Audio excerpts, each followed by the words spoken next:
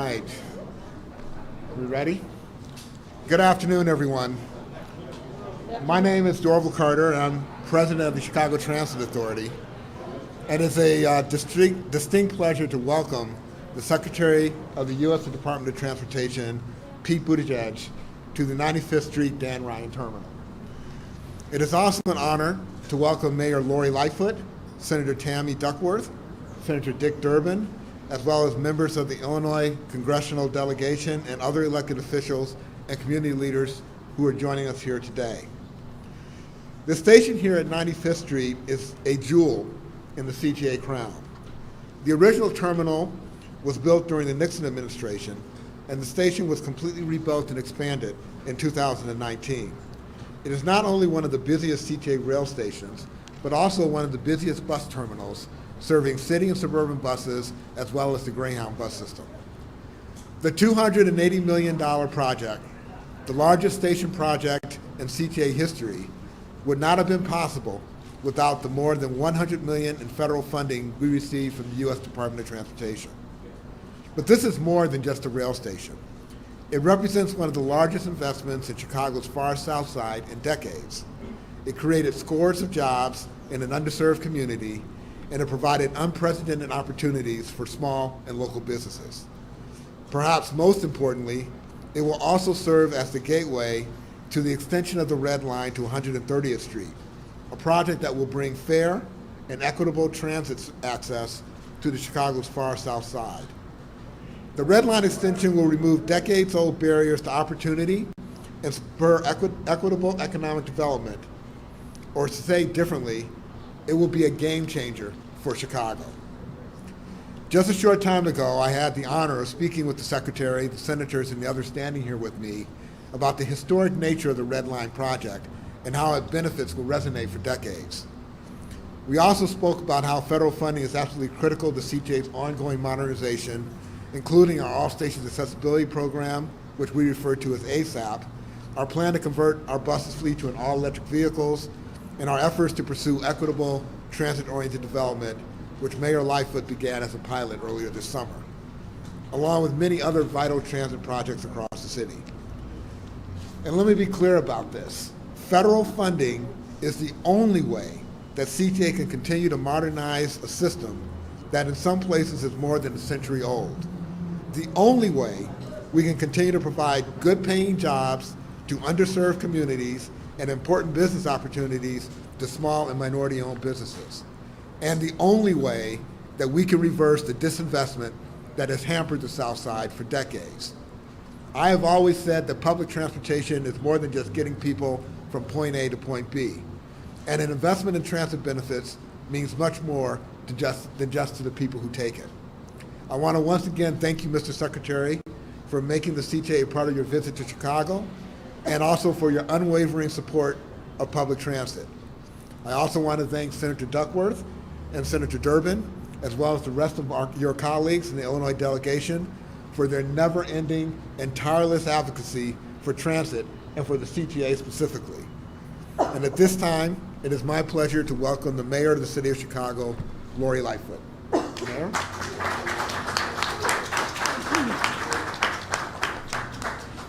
Good afternoon, everybody. And Mr. Secretary, welcome to Chicago.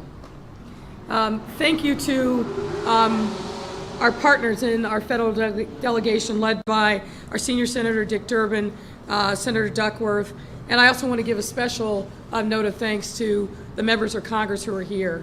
We work in partnership together on behalf of the people of our city, our region, and our state. Anytime we've ever needed anything, our delegation is there, ready, willing, and able to roll up your sleeves and being proactive and asking us what more that we need as a city and as a region to make sure that our residents have the opportunities to thrive. So thank you very much, one and all. I want to thank our state partners. I want to thank the members of organized labor who are also here. We work in partnership with you. I don't need to tell you that this is a city that organized labor built.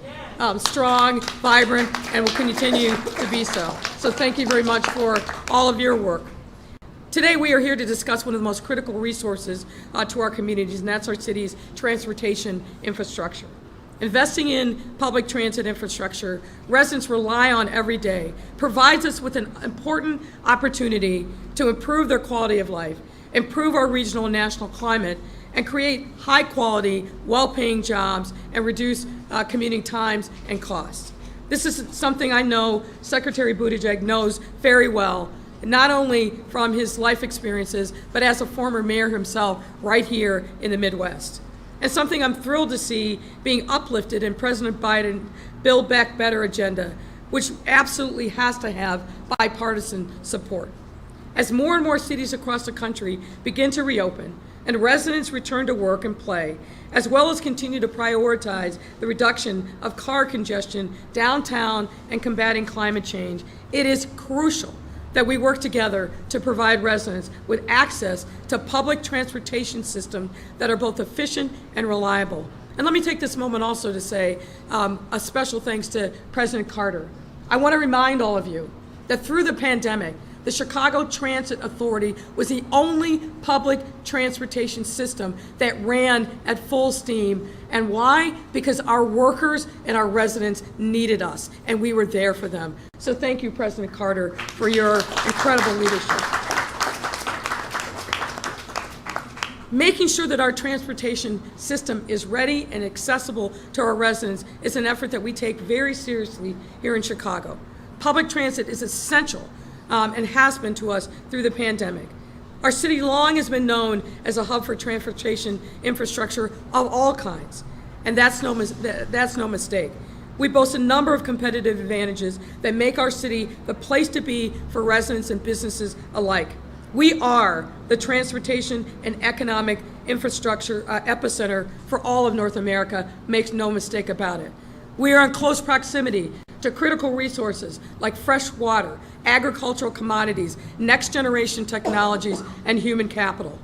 Our surface transportation system, which includes more than 120 CTA bus transit routes, 145 CTA rail stations, Metro, Pace, and a major Amtrak hub, are all vital for our ability to keep this ecosystem running smoothly, making it all the more important that we constantly work to identify innovative and effective ways to maintain and invest in this system, because when we do that, we're investing in our residents, we're investing in our employees, and we're creating economic opportunity for so many people.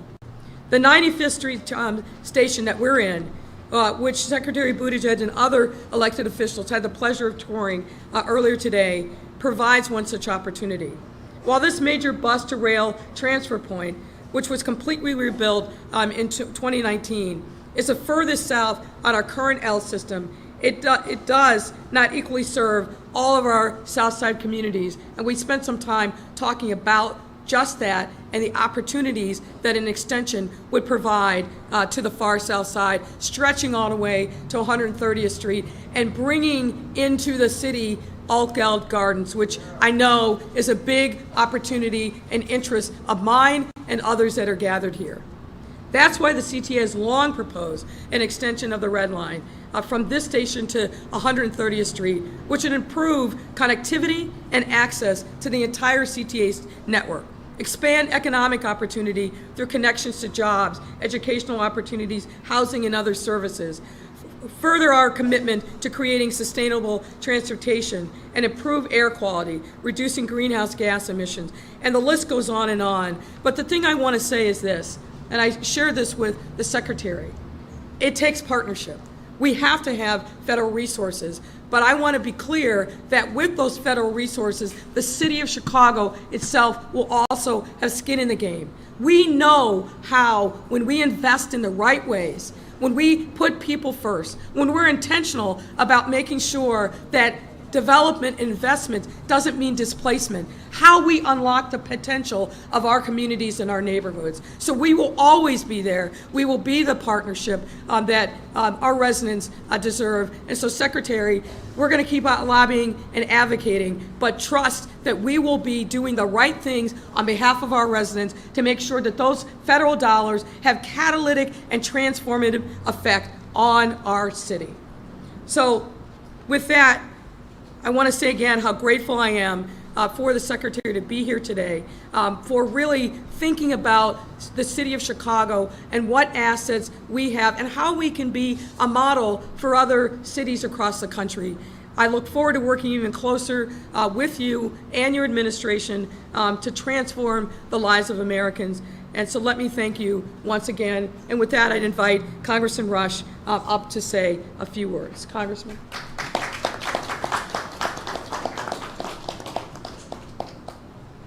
take your place.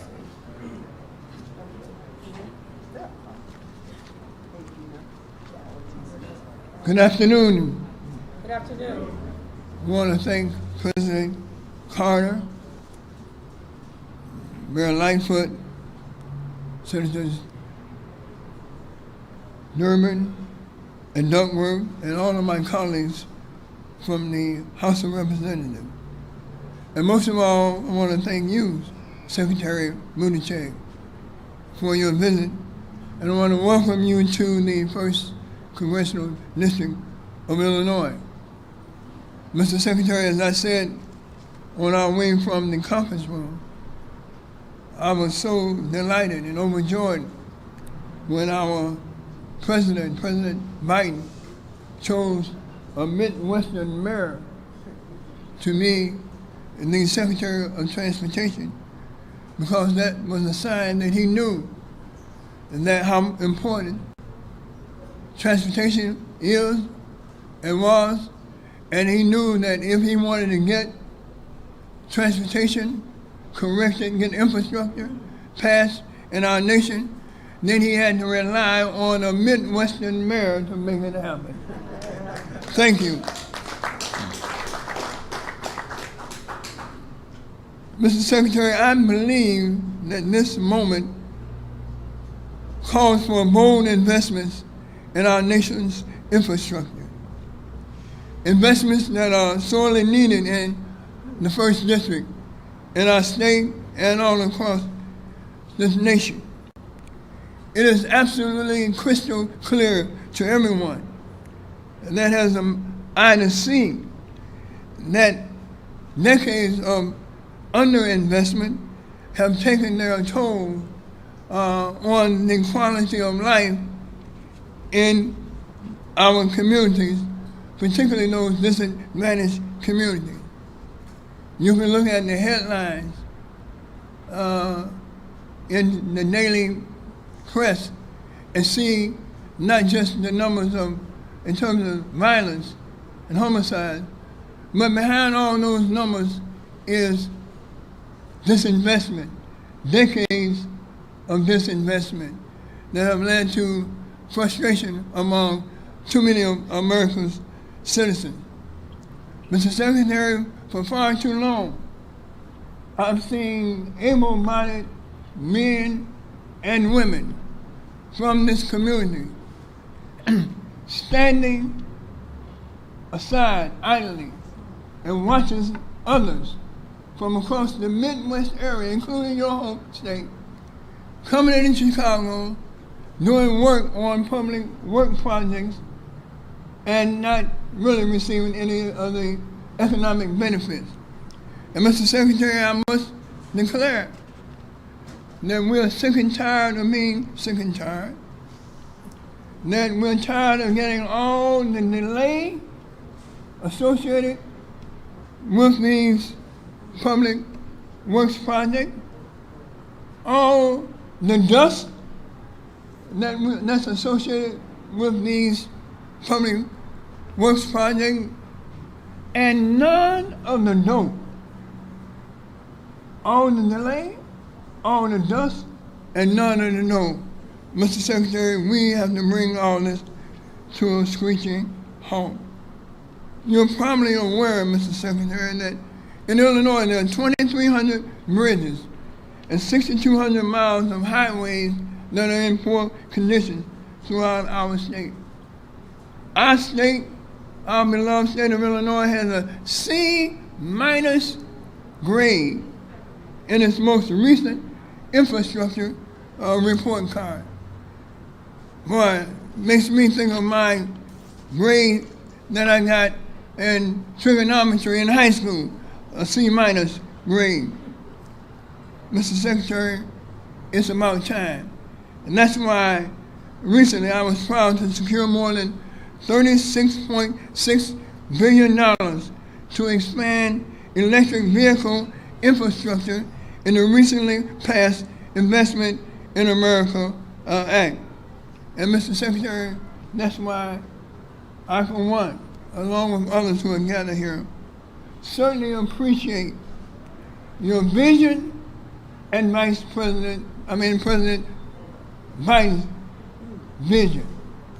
And I really, really, really want to take my hats off to you, because not only do I appreciate your vision, I appreciate your courageous boldness that you bring to the table and the boldness of President Biden.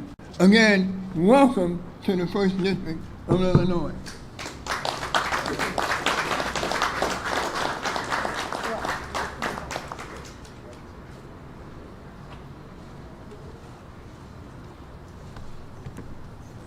Good afternoon.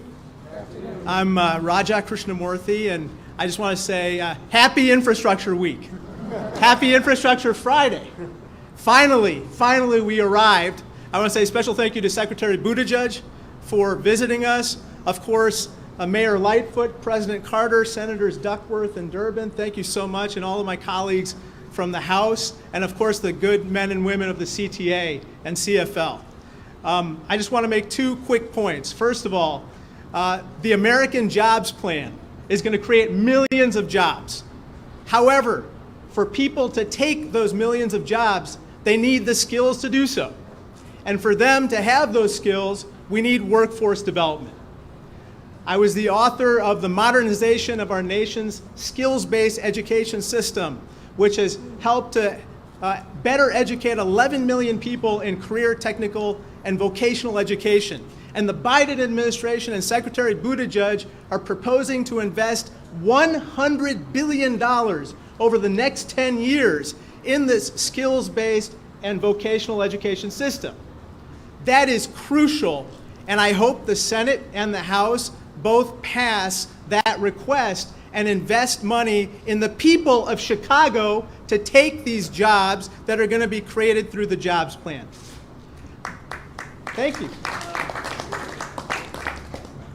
Last point.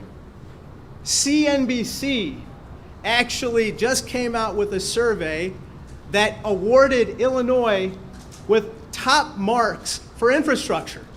In fact, it gave Illinois an A+ rating.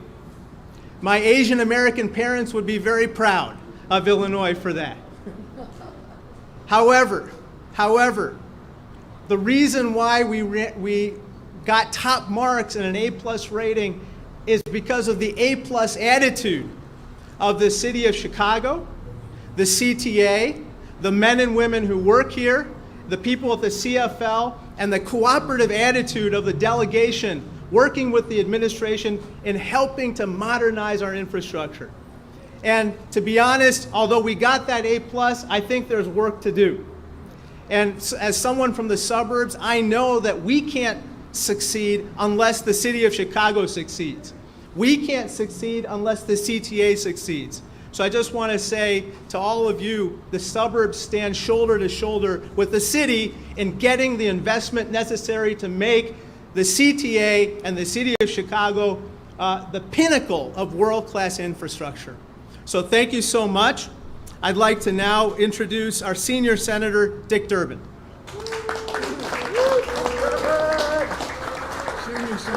Please remain seated. Thank you very much. Mayor Lightfoot, it's great to be here. Secretary Buttigieg, thank you for coming today.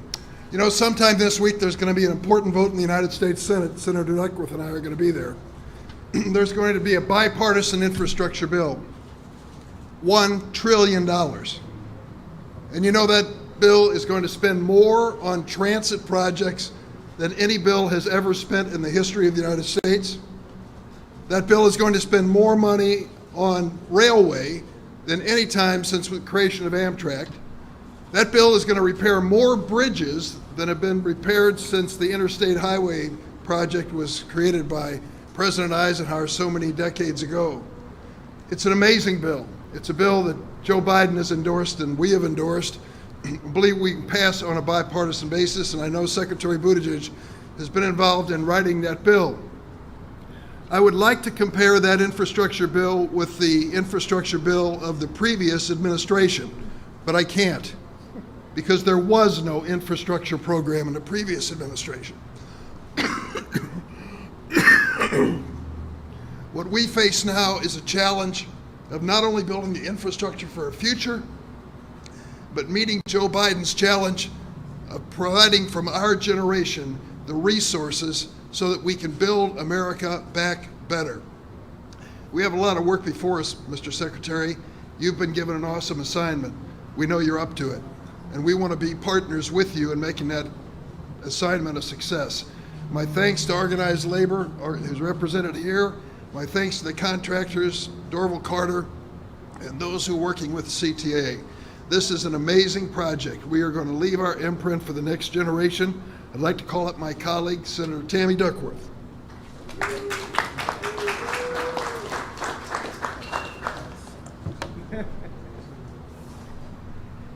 It's always rough following Dick Durbin to the podium.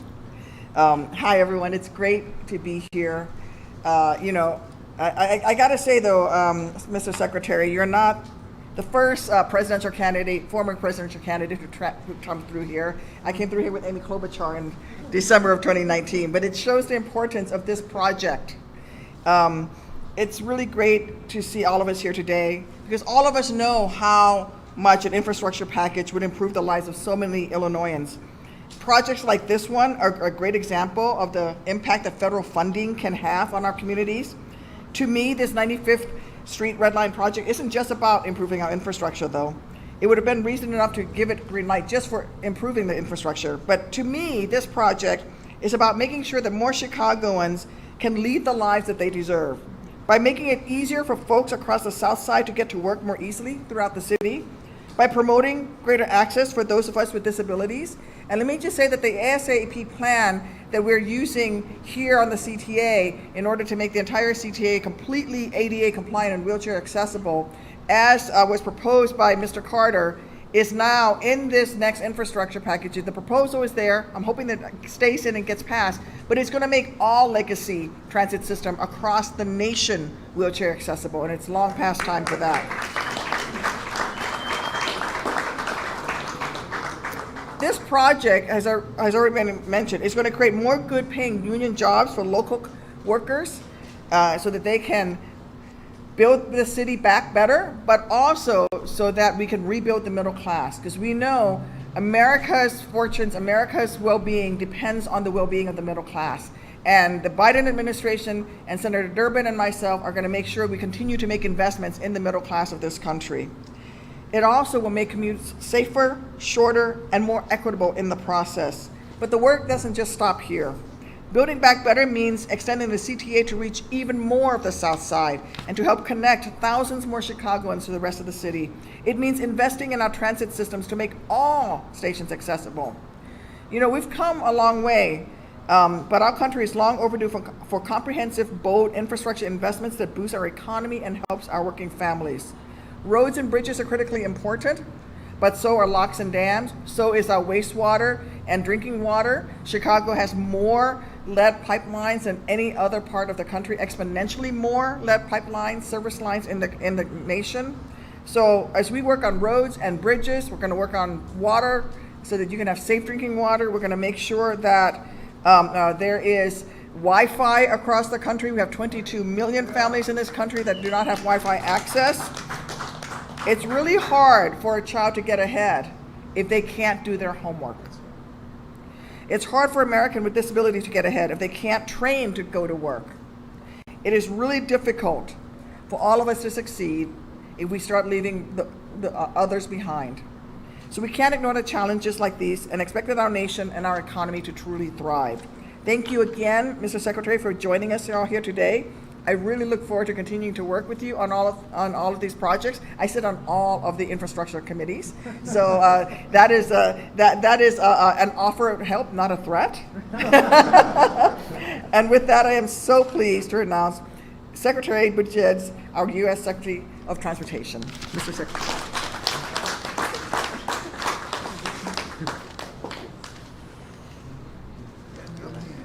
Try not to run over Bobby Rush in the process.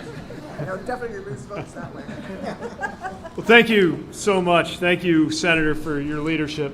And I'm not just saying that because you're on the committees that oversee my work, although it doesn't hurt. But it's also so admirable, and I want to applaud the work in particular that you've done on accessibility. As we marked one anniversary of the ADA, she's pointed out it shouldn't take until the 50th anniversary of the ADA to be able to say that a system is completely accessible. And that is part of the President's vision and the administration's vision as well. Senator Durbin, a member of the leadership in the Senate that is guiding this critically important bill toward passage. We can't wait for that vote for you and your colleagues to take. Mayor, it is a pleasure to be with you. Thank you for your leadership. It has never been more demanding or more difficult or more important to be a mayor in America, and your leadership is nationally recognized. And I appreciate, as a former mayor and as a very briefly former Chicagoan, the work that's going on here and the chance to see it firsthand. I want to thank all of the members of the House who were here. The House passed an extraordinary piece of infrastructure legislation, as well as that American Rescue Plan that's keeping operations like the CTA going. Representative Rush, thank you for the welcome to your district. Representative Garcia, I spoke to, really wanted to be here and was unable, but is here in spirit. Representative Newman, Representative Robin Kelly, Sean Caston, Congressman Quigley, Representative Foster, thank you for everything that you're doing. And I want to thank CTA President Dorval Carter for sharing this with us, and also for everybody you represent, the essential workers. And I know we've got a lot of union leadership here today too, who didn't have a choice to work from home because lives depended and livelihoods depended on their coming to work every single day, and we are thankful for you and we support you in this administration. I've been thinking about a little bit of a number that CTA President Carter shared with me, which is the amount of time it takes to get from Altgeld Gardens to downtown Chicago. The residents there, in order to get to a job, he shared with me, have to take an hour, sometimes an hour and a half, in order to be able to get to work, which coincidentally is about as much time as it takes, if you happen to have a car, to get from South Bend, Indiana, where I grew up, to the heart of Chicago in the Loop. We have a suburb or a community next to South Bend called Roseland, Indiana. And I love Roseland, Indiana, but it should not take longer to get to a job in the heart of Chicago from the Roseland community of Chicago than it does from the Roseland community in Indiana, 90 miles east of here. And this extension is going to change that. So that's just one example of why I'm so excited to be here. In an administration that is prioritizing safety, climate, jobs, equity, and a view to the future in our transportation policy, there's no better place to talk about infrastructure than Chicago. Infrastructure made Chicago because Chicago made infrastructure. And when around here they were proposing to do things like invent the floating foundation that makes it possible to have a skyscraper, or to take the river and basically make it roll uphill, I'm sure some people back then were wondering if that was so-called traditional infrastructure too. It may not have been traditional at the time, but it created the tradition that we now count on and that fuels an entire region. And we've got to support that with good policy. We've got to support the safety improvements that were represented by the modernization that has already largely been achieved by CTA here. And we were proud to support things like the 95th Street Station with Tiger grants in prior administrations out of the U.S. Department of Transportation. When we think about equity, both in terms of who has access to transit and transportation and who has access to the jobs that are created by new transit and transportation projects, we know we've got to do better, and that is part of the President's vision and part of this legislation. When it comes to climate, it doesn't have to be called a climate bill to be a climate bill, because transportation is the biggest emitter of greenhouse gases in the U.S. economy, which means every time we give somebody a choice to take quality, safe, effective public transit instead of having to drag 2 tons of metal with them to wherever they're going and park it somewhere, we are also benefiting the President's ambitious climate goals. It is a matter of all of these things taken together. That's why we're so excited about the bipartisan infrastructure framework that's going to create millions of good-paying American jobs, union jobs, I might add, and that represents the largest investment in public transit in the history of the United States. The largest investment, we're proud of that. The largest investment in passenger rail since the creation of Amtrak. The most we've done on roads and bridges in this city of extraordinary and memorable roads and bridges since the Eisenhower administration. And funding for safety, including reducing traffic fatalities that are on the rise right now in this country, and where we've seen a disturbing amount of racial disparity. So we have seen that Chicago understands all of these things. I also want to applaud the decision to move toward electric buses, including a vision to have every single one of the 1,800 buses in this city electric in the future, with help from the FTA's low and no emission grant program. So the point is, I know there's been a lot of talk about infrastructure in this country. I know that Infrastructure Week has come to be, as Representative Krishnamurthy, fellow member of the Complicated Surname Club, put it, is something that sometimes arouses snickers in Washington. But we have a chance to actually get it done and to deliver it right here to the south side of Chicago. And when we do, we're going to have a lot to be proud of. So I'm delighted to be here. I admire the work that's going on, and I think we have a little bit of time to take some questions.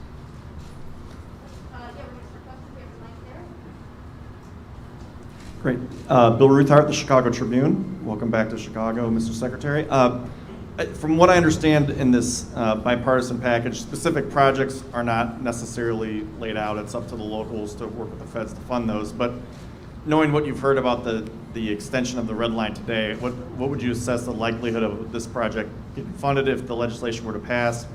And then to Mayor Lightfoot, if you could speak to the progress and the design and preparing to get ready for this project, which I know has been in the works for quite some time. Yeah. So the federal support for a project like this would largely come from the Capital Investment Grants Program with the FTA. And this is exactly the kind of project that there would be more resources for if we got this bipartisan framework through. It's part of what we mean when we talk about that largest investment ever. So you're right, the bill's not built on a project-by-project basis, but these are the kinds of things we have in mind, especially as they bear on safety, equity, climate, and jobs all at the same time. There are other funding sources like discretionary grants that would also potentially come into play depending on congressional design, and that I know that President Carter and his colleagues would know how to go after in a convincing way. So safe to say there's a lot in it for Chicago in this proposed plan. And I'll step aside for the mayor to answer the question. Well, I'm going to do what any smart mayor does, is I'm going to defer to the person who's actually a subject matter expert. Go ahead, Dorval, and take that question. Thank you. As you may be aware, we have invested already a substantial amount of money in developing this project. It is well through the project development phase and is being well positioned to pursue the funding from the federal government in the next year or two. So I'm confident that we're going to be in a position to get the money. For those of you who know me know that I'm really good at getting money from the federal government, and this project is a top priority for me. So we're looking forward to working with the Secretary and getting the money that we need to make it happen. And let me just add that, one of the things that President Carter and I have talked about in our teams is we've got to make sure that we're working in partnership together. We've seen when you make investments and there's development, what happens if you're not thoughtful about the consequences of that development on the surrounding community. So we will be working in partnership. The city will also be investing its dollars alongside of the dollars that come to the CTA so that the communities of those 4 stops going to 130th Street really also benefit in the surrounding area with equitable transportation-oriented development, making sure that retail is there, streetscapes, and all the other things that are really going to enhance the investment of the red line. So it can't just be we're going to put dollars in to get the red line extended. We've got to think holistically about how we really make catalytic investments along that path, and we will. Other questions? Yeah, Megan Dwyer with WGN-TV.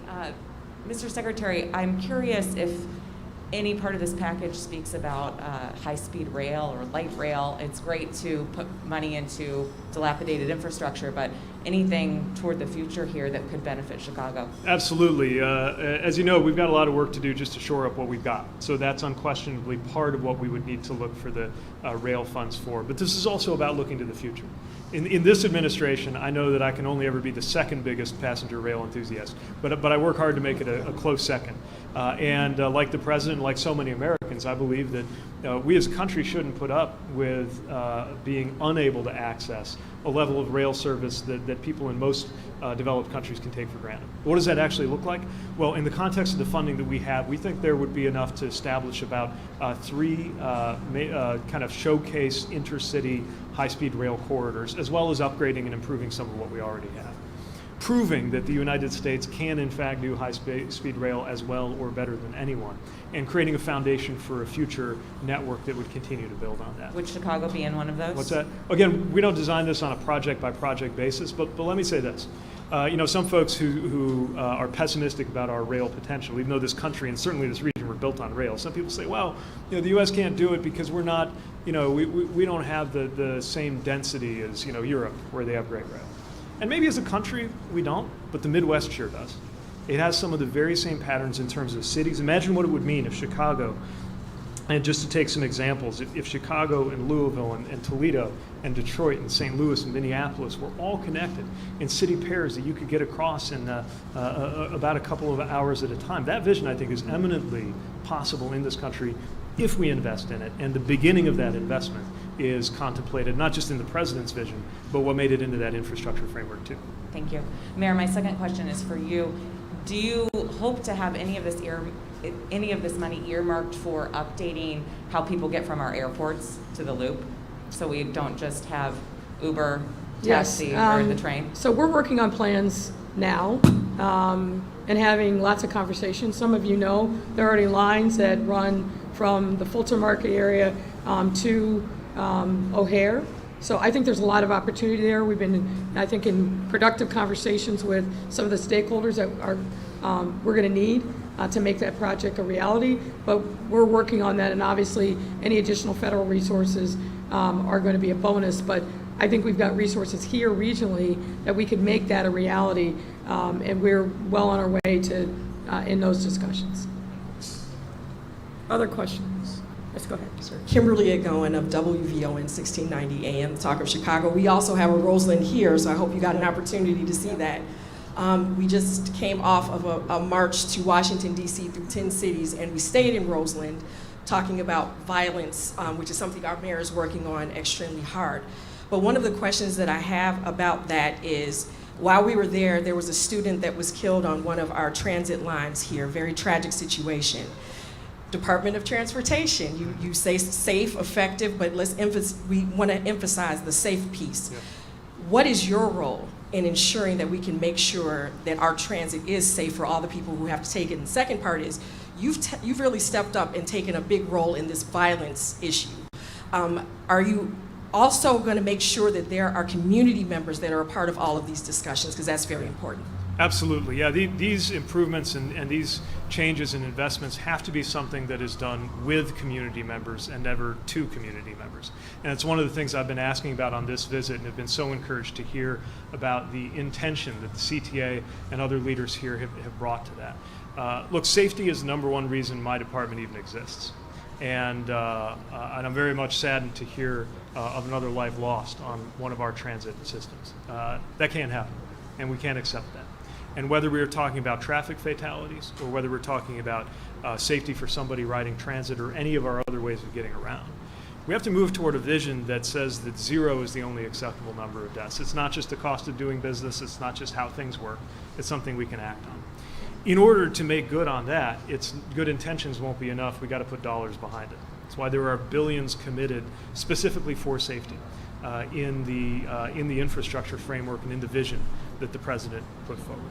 Sometimes that's about helping reach people about, especially on the driver's side, about unsafe behavior. Sometimes it's not about a choice that somebody's making, driving or riding. It's about the equipment itself or the design of the system. Sometimes there are issues related to violence and crime that I know the mayor and others have been putting so much work and intention into addressing here on the South Side and across Chicago, and it's so important across the country. All of these things fit together, and they're at the absolute core of a vision for a better transportation future in the country. Jerry Riles, WCPT 820 AM. Mayor, this question is for you, and I want to piggyback off of the initial question that was asked. During the brief tour down here at the 95th Street station, there was an African American male, probably, 30s, 40s, and he continued to shout out or mention, "What about the crime? What about the crime?" And this is all good, obviously for media purposes and for the direction that we're going, but for those people in the community, black and brown people in particular, and you talk about going all the way out to Oakdale Gardens at 130th, the violence that these gentlemen and people in the community experience every day, for them, this means nothing. On-topic questions, sir. On-topic questions only. The question is, for those people I'll traveling link from them those together. communities Yeah. down into the city, they're concerned about their welfare. And I'm concerned about their welfare. I said this many times, and yesterday in particular, in addressing some of the violence that we've seen happen across our city this week.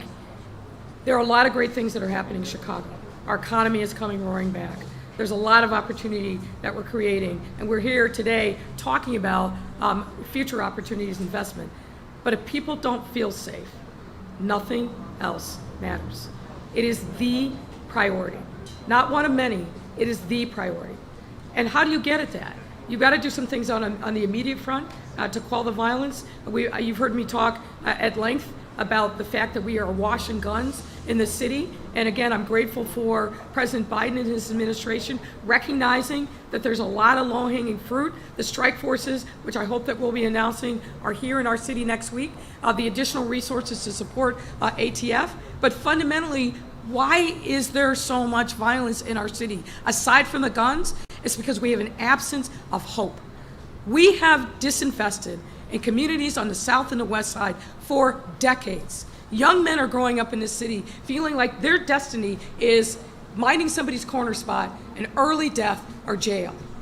Making these kinds of investments that we're talking about today, they're not irrelevant. They are part of the solution. And showing these communities that we care about them, that we care about their health and well-being, that we're creating opportunities to create good paying jobs and vibrancy, that is got to be part of the solution for the violence. We know how to do this. We just got to make sure that we block out all the noise and that we are singularly focused on improving the quality of life in communities in partnership with them. We come to them with, and you've heard me say this before, with a humble heart and a listening ear and extending our hand in partnership. And these investments have to be part of that calculus. Hey, all, this last question. I think we're going to have a riot on our hands if we do that. We got a lot of folks here. Wait a second. All right, thank you. Marianne Ahern from NBC. Nice to see you, Secretary. My question is, you had mentioned that earlier in April, you had thought that this bill would have been passed by Memorial Day. It didn't happen. So now what? And could I just also kind of include in that, if not when, and while you talked about high-speed rail, how about the good old South Shore from South Bend to Chicago? Where is that on that high-speed rail plan? Well, I'll tell you, I used to get on the South Shore and make my way to NBC5 as an intern about 20 years ago. So obviously something I know well, is close to my heart, and is one more example of how we've got Amtrak and the National Rail Network. We've also got a lot of other, sometimes state-supported, sometimes regionally supported passenger rail. They would be eligible for what are called Prime Grants, which is a new program that we're proposing in the President's budget, and would be eligible for some of the other funds that are contemplated in that bigger bucket of passenger rail. And as far as timeline, let me say this. This, certainly by Washington standards, is warp speed. To see something 6 months into the administration even being here, this close to getting a vote on the Senate, reflects an extraordinary amount of work. I'll tell you, our team has rendered technical assistance that would typically be done over a period of about 18 months and are sometimes given about 18 hours to do it, as we're working to make sure all the pieces are in place. There will be more twists and turns. There's no question of that. And obviously, much of this depends on the processes of the House and the Senate, respectively. But what we know is the public is impatient, the President is impatient, and I think there's bipartisan will to get this done, and the sooner we do, the sooner our department can turn its attention to actually getting those resources out to places like this where they can do a lot of good. I took my turn back. Mr. Secretary, this may be for you, maybe it's for the mayor, but another high-speed rail question. over the last 25, 30 years, we've heard a lot of talk and people pushing for high-speed rail. It's a subject of the day, and then it disappears. It's a priority of the month, it disappears. So what makes it different this time? Well, seeing is believing. It will be different when you actually have passengers having that experience. Now, on our Northeast corridor, we have the highest speed rail now in the U.S., and it's already reached the point where passengers will often prefer, even pay a little extra to take the train rather than to fly on the same route between, say, D.C. and New York. But I don't see why that just has to be an East Coast thing. Again, the Midwest is one of the areas that stands to benefit the most. And so being able to have more city pairs with that kind of high-speed connection, something we could move toward with these dollars, I think will make all the difference for people to stop thinking of high-speed as maybe something that's only really possible for the U.S. Northeast, or only really something you can do in Germany or Japan. And by the way, it's not just Germany and Japan. It is Morocco or Spain, a whole lot of other places where people can take this for granted. Americans should be able to count on it too.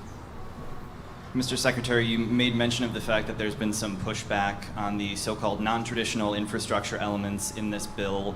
Are you confident you can overcome those political hurdles and keep things like broadband in the final deal? I think so, because it was in the bipartisan infrastructure framework. I mean, when was the last time in today's Washington that we saw a Democratic president walking out of the White House with a group of Republican and Democratic senators at his side saying, we have a deal? It wasn't everything that we think is important, which is why, as you know, we're also pursuing the bigger Build Back Better agenda. And some of those things may not get Republican votes, although I think they should. I don't see why a Republican can't vote for everybody to have paid family leave. As a matter of fact, during that early period when we first rolled out the first version of the bill, a lot of times what we heard from our Republican friends was, oh no, I'm all for housing or veterans infrastructure or child care. I just don't think it's infrastructure, so you should put it in a different package. Well, now it's in a different package, so let's see if they can vote for it now. We hope they do, but if it has to be done with Democratic votes, the president's prepared to move forward on that basis for that side of the vision. I'm not sure if this is for the mayor or Mr. Carter. Can you talk about how the money in this plan, if it's passed, would affect the timeline for the Red Line Extension project? Would it allow for the city to maybe push up its timeline instead of opening in 2029, maybe 2025 or so? And then also for the secretary, as a former Chicagoan, can you talk a little bit about, while you were here, what mode of transportation you used, and also while you were here, what was needed, from the transportation from the city during your time? Yeah, I think to your first question, in order for the project to happen, there needs to be money sort of at the end of the road to fund it. So getting this bill passed allows me to ultimately establish a firm timeline for when we think the project can move forward. Not having that bill passed means that there will still be a piece of the funding puzzle that I won't know the answer to until funds are available to make that happen. So from my perspective, what it does is it gives certainty to the ability to move the project forward, and that by its very nature means the project can move forward faster. When I was living here, it would have been about 2008, and like a lot of Chicagoans, the bus or CTA were a big part of my life. But even in the decade or so since then, I would have dreamed of being able to have widely available city-supported bike share the way there now is. To see bus rapid transit, which was considered pretty newfangled in that decade, but is now a very important part of how people move around the loop and helps to reduce congestion. To see some of the other improvements, like what we've seen today and the modernization that's gone into this 95th Street station, it shows the progress that can be made with the right kind of I was going to say patience, but really the right kind of impatience to get things done and do them quickly. What we need to do, though, is supercharge that with the right support from Washington and the kind of federal dollars that could allow every community, including Chicago, to do so much more. My question is to the mayor.